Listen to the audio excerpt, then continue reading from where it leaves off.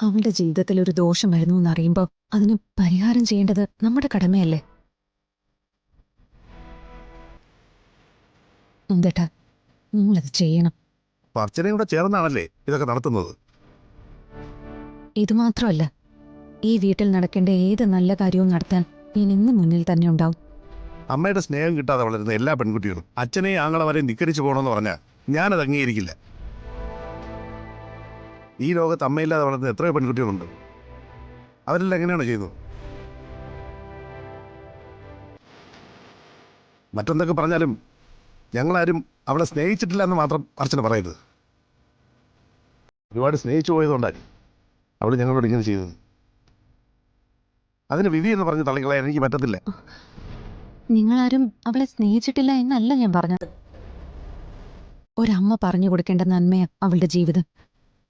അത് നിങ്ങൾ ആങ്ങളമാർക്ക് പറഞ്ഞു കൊടുക്കാൻ പറ്റില്ല. അതുകൊണ്ട് സംഭവിച്ചതാ ഇതെല്ലാം. ജോത്സ്യം പറഞ്ഞതനുസരിച്ച് അവരൊന്നുകൂടി നമ്മുടെ പൂജാമുറിക്ക് മുന്നിൽ വെച്ച് താലി കെട്ടണം. അതില് നിങ്ങൾ എല്ലാവരും പങ്കെടുക്കുകയും വേണം. നന്ദേട്ടനെയും സന്ദീപിനെയും നിർബന്ധിക്കാനുള്ള അധികാരമോ അവകാശമോ ഒന്നും എനിക്കില്ല. പക്ഷേ സച്ചേട്ടൻ ഇവിടെ ഉണ്ടാവണം. അതെനിക്ക് നിർബന്ധ. ഏടത്തി എന്തൊക്കെ പറഞ്ഞാലും ശരി, നന്ദേട്ടൻ പറയുന്നതാണ് ന്യായം. ആ ന്യായത്തിന്റെ കൂടെ ഞാൻ നിൽക്കും. എനിക്ക് പ്രത്യേകിച്ചൊന്നും പറയാനില്ല. നിങ്ങൾക്ക് വേണമെങ്കിൽ ഇവിടെ വെച്ച് താലികെട്ട് നടത്താം, പക്ഷേ ഞാനതിലുണ്ടാവില്ല.